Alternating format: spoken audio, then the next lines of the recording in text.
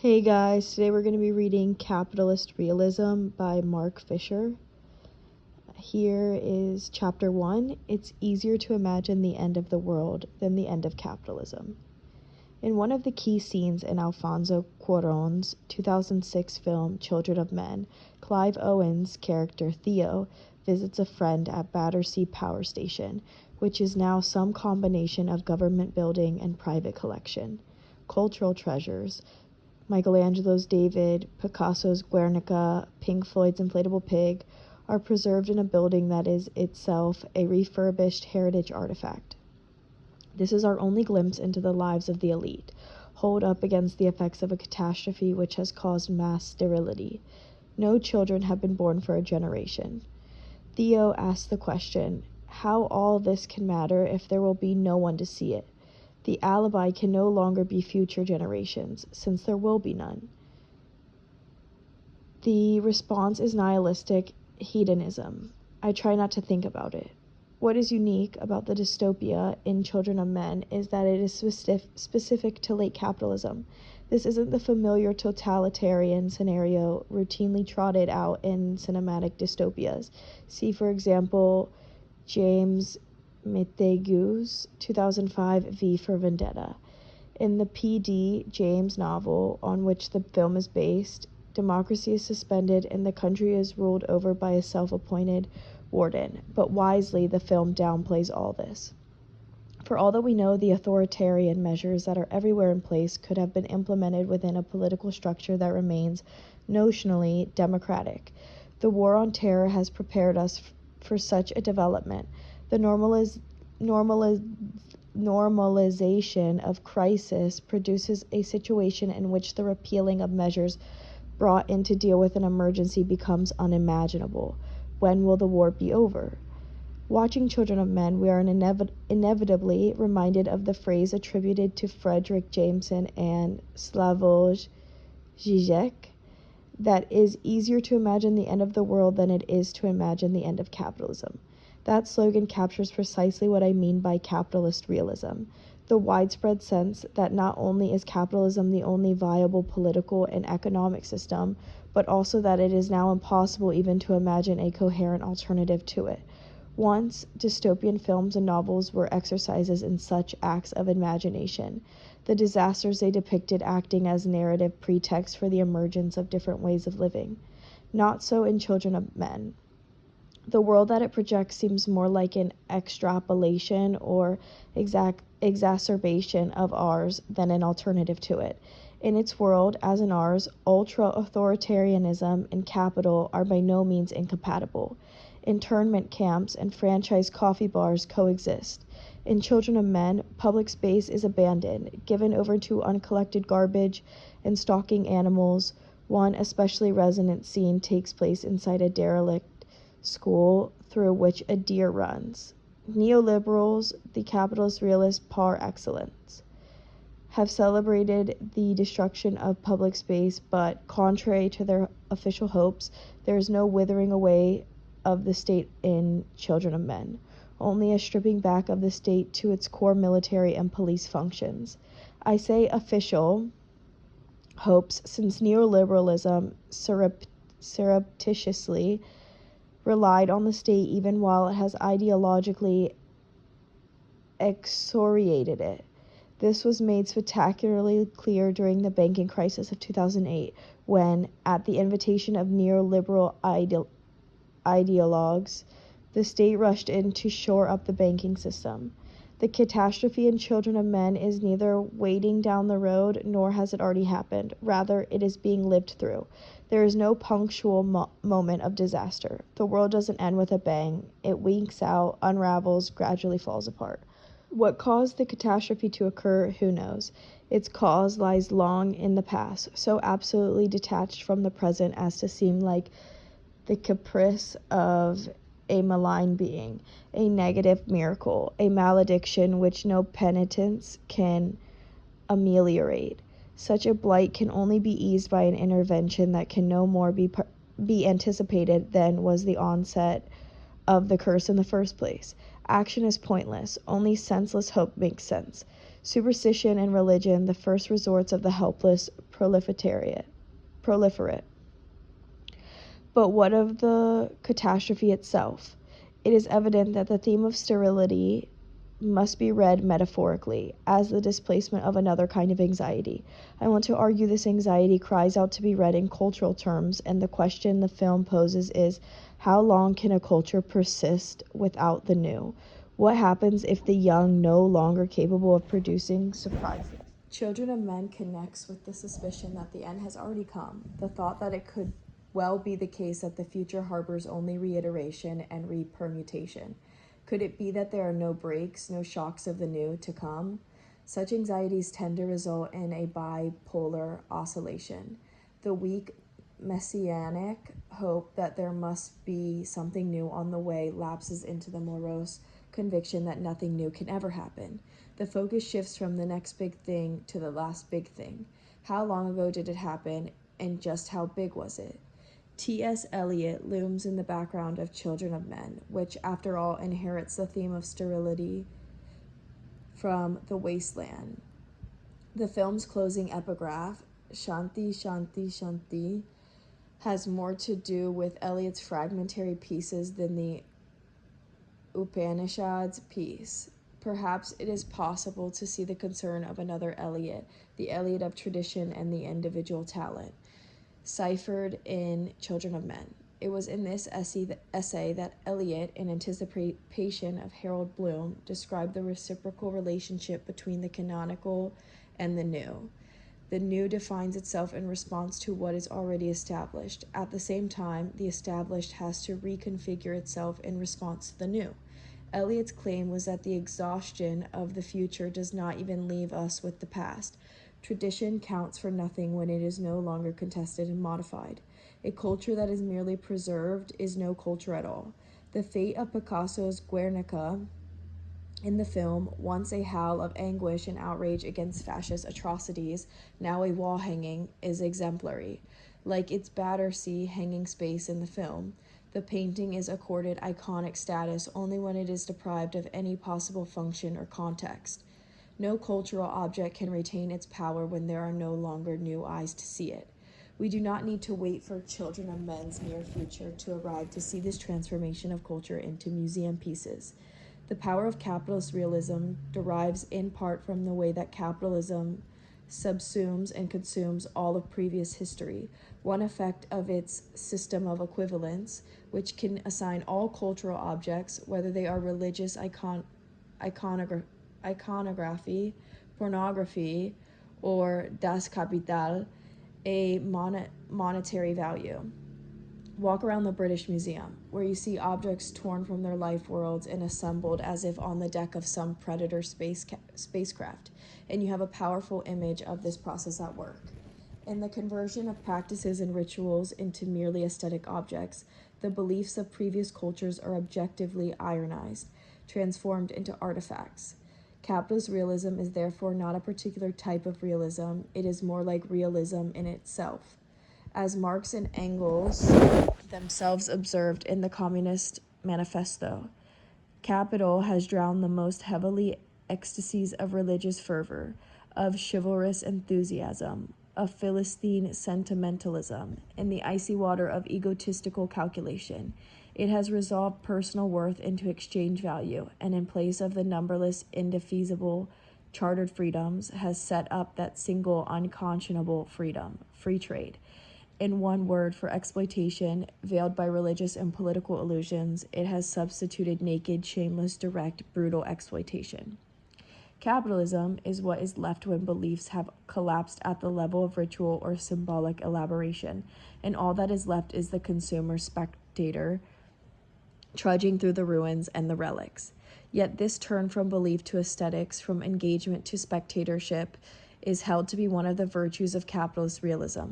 In claiming, as Badio puts it, you have delivered us from the fatal abstractions inspired by the ideologies of the past.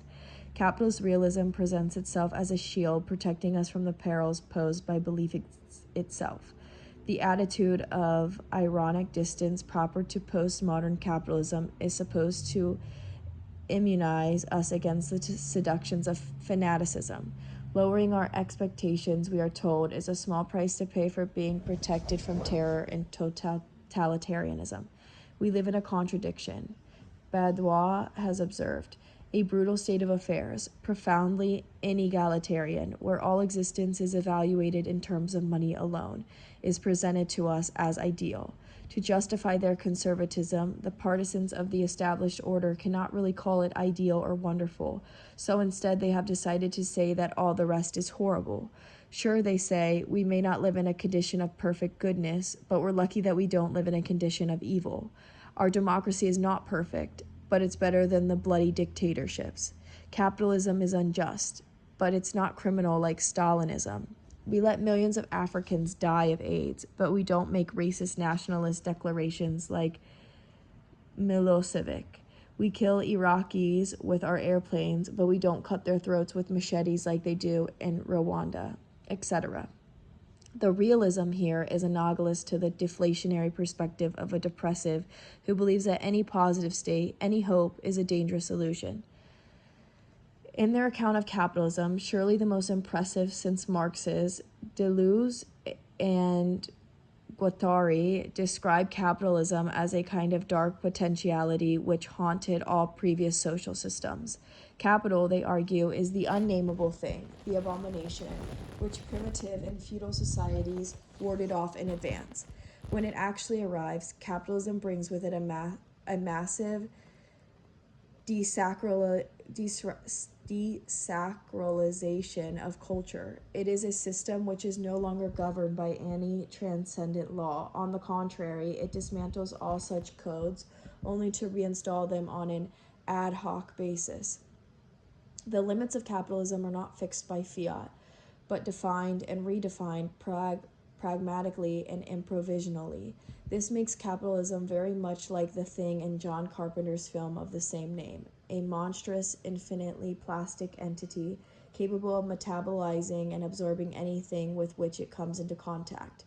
Capital, Deleuze and Guattari says, is a motley painting of everything that ever was, a strange hybrid of the ultra-modern and archaic. In the years since Deleuze and Guattari wrote the 2 volumes of their Capitalism and Schizophrenia, it has seemed as if the deterritorializing impulses of capitalism have been confined to finance, leaving culture presided over by the forces of reterritorialization. This malaise, the feeling that there is nothing new, is itself nothing new, of course. We find ourselves at the notorious end of history trumpeted by Francis Fukuyama after the fall of the Berlin Wall. Fukuyama's thesis that history has climaxed with liberal capitalism may have been widely derided, but it is accepted, even assumed, at the level of the cultural unconscious. It should be remembered, though, that even when Fukuyama advanced it, the idea that history had reached a terminal beach was not merely triumphalist. Fukuyama warned that his radiant city would be haunted, but he thought its specters would be Nietzschean rather than Marxian. Some of Nietzsche's most prescient pages are those in which he describes the oversaturation of an age with history. It leads an age into a dangerous mood of irony in regard to itself, he wrote in Untimely Meditations, and subsequently into the even more dangerous mood of cynicism, in which cosmopolitan fingering, a detached spectatorialism, replaces engagement and involvement. This is the condition of Nietzsche's, I think that's how you say it, last man, who has seen everything, but is decadently enfeebled precisely by this excess of self-awareness. Fukuyama's position is in some ways a mirror image of Frederick Jameson's. Jameson famously claimed that postmodernism is the cultural logic of late capitalism. He argued that the failure of the future was constitutive of a postmodern cultural scene which, as he correctly prophesied, would become dominated by pastiche and revivalism. Given that Jameson has made a convincing case for the relationship between postmodern culture and certain tendencies in consumer or post-Fordist capitalism, it could appear that there is no need for the concept of capitalist realism at all. In some ways, this is true. What I'm calling capitalist realism can be subsumed under the rubric of postmodernism as theorized by Jameson. Yet despite Jameson's heroic work of clarification, postmodernism remains a hugely contested term, its meanings appropriately but unhelpfully unsettled and multiply. More importantly, I would want to argue that some of the processes which Jameson described and analyzed have now become so aggravated and chronic that they have gone through a change in kind. Ultimately, there are three reasons that I prefer the term capitalist realism to postmodernism. In the 1980s, when Jameson first advanced his thesis about postmodernism, there were still, in name at least, political alternatives to capitalism. What we are dealing with now, however, is a deeper, far more pervasive sense of exhaustion of cultural and political sterility.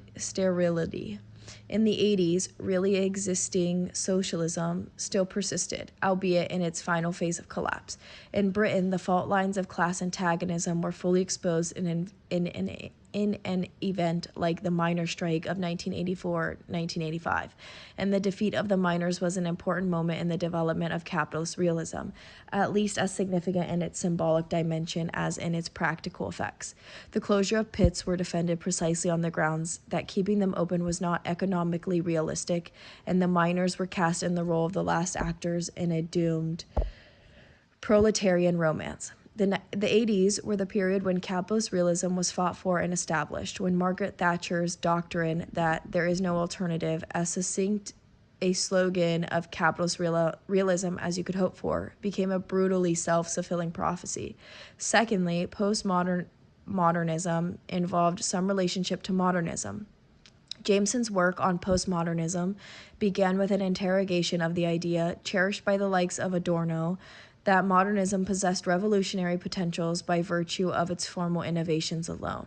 What Jameson saw happening instead was the incorporation of modernist motives into popular culture. Suddenly, for example, surrealist techniques would appear in advertising.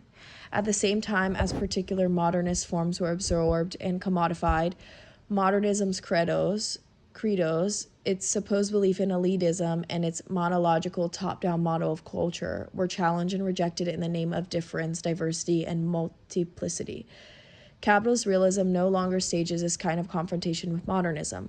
On the contrary, it takes the vanquishing of modernism for granted. Modernism is now something that can periodically return, but only as a frozen aesthetic style, never as an ideal for living. Thirdly, a whole generation has passed since the collapse of the Berlin Wall. In the 1960s and 1970s, capitalism had to face the problem of how to obtain and absorb energies from outside. It now, in fact, has the opposite problem. Having all too successfully incorporated externality, how can it function without an outside it can colonize and appropriate?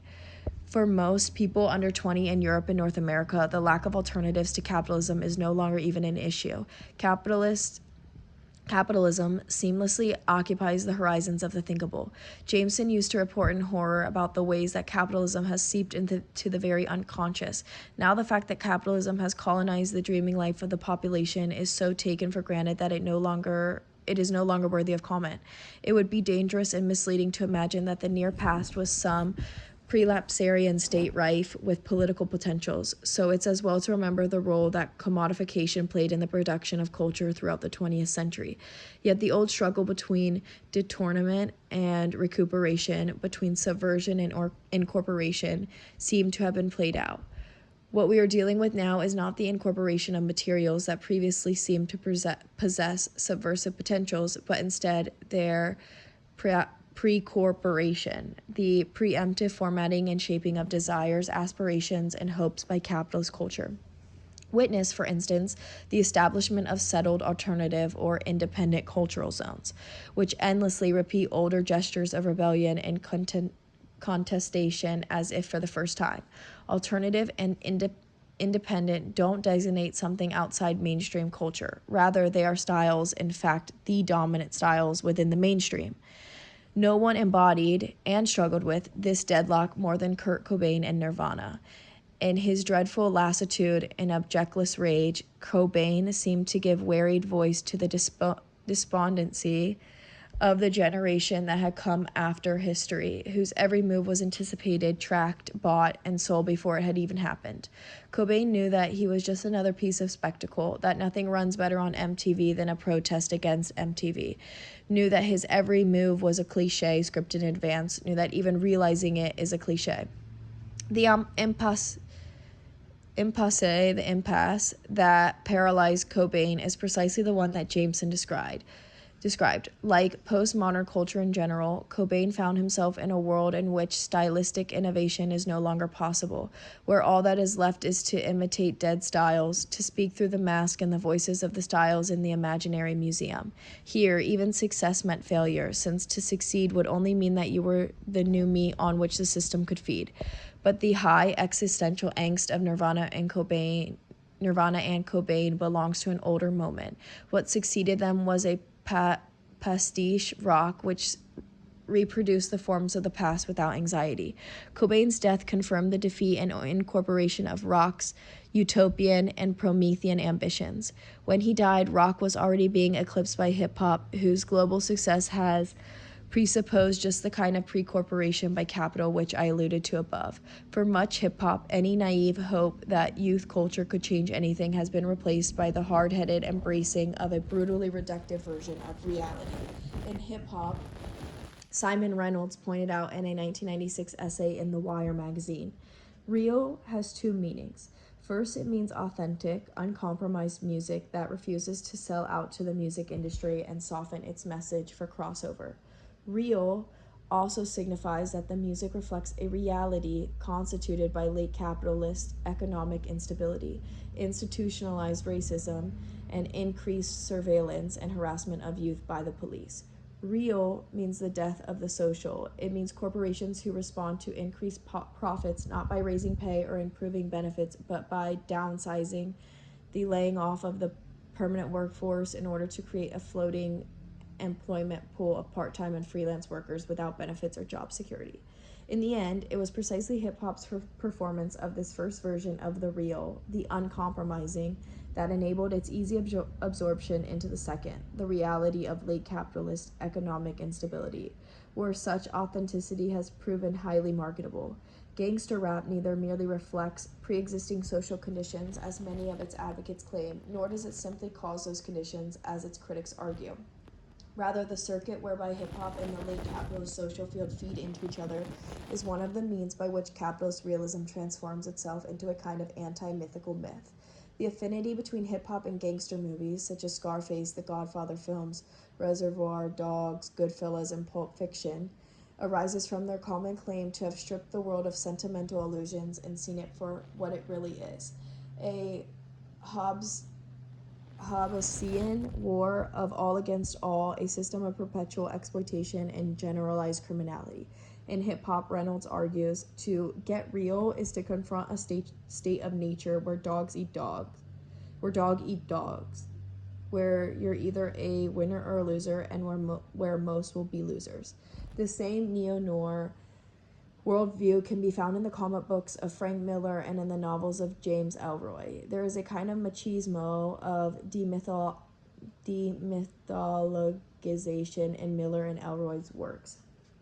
They pose as unflinching observers who refuse to prettify the world so that it can be fitted into the supposedly simple ethical binaries of the superhero comic and the traditional crime novel. The realism here is somehow underscored, rather than undercut, by their fixation on the luridly venal, even though the hyperbolic insistence on cruelty, betrayal, and savagery in both writers quickly becomes pantomimic. In his Pitch Blackness, Mike Davis wrote of Ellroy in 1992, "There is no light left to cast shadows, and evil becomes a forensic banality. The result feels very much like the actual moral texture of the Reagan-Bush era, a saturation of corruption that fails any longer to outrage or even interest. Yet this very desensitization serves a function for capitalist realism." Davis hypothesized that the role of L.A. Noir may have been to endorse the emergence of Homo Reaganus.